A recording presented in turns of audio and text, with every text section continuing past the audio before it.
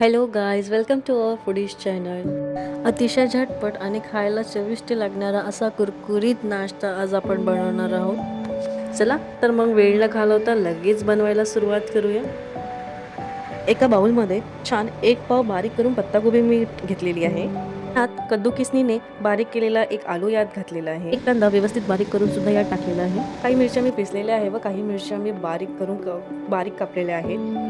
त्यानंतर एक वाटी जाडे पोहे मी मिक्सरमधून पिसून यात घातलेले आहे. याने जे वडे बनतील ते अतिशय कुरकुरीत बनतील. त्याच वाटीने बेसन यात घालून घ्यायचे. त्यानंतर लगेच पाऊण चम्मच तिखट, अर्धा चम्मच हळद, स्वादनुसार नमक यात टाकून यात अजिबात पाणी न घालता याला व्यवस्थित मिक्स करून घ्यायचं आहे. पाणी न घालता मिक्स करून घेण्याचं कारण म्हणजे ही जे आपण चिरलेली पत्ताकोबी आहे त्यात ऑलरेडी थोडं पाणी सुटलेलं असतं, त्यामुळे हे बॅटर व्यवस्थितपणे मिक्स होऊन जातं. जर तुम्हाला जास्तच कोरडं वाटत आहे किंवा तुमचं वडा व्यवस्थित नाही बनत आहे तर हलकंसं यात पाणी घालून त्याला व्यवस्थित परत एकदा मिक्स करून घ्यायचे. एक वडा मी यात तयार करून बघत आहे. हे बघा, माझं बॅटर व्यवस्थितपणे मिक्स झालेलं आहे, त्यामुळे कुठलंही त्या वड्याला क्रॅक आलेला नाही व वडा एकदम सहजपणे बनवून गेला. आता यात कोथिंबीर टाकून एकदा परत छान मिक्स करून घ्यायचं आहे. पण 5 मिनिटासाठी त्याला मुरायला सोडून द्यायचे. तोपर्यंत आपण तेल कढायला ठेवूया.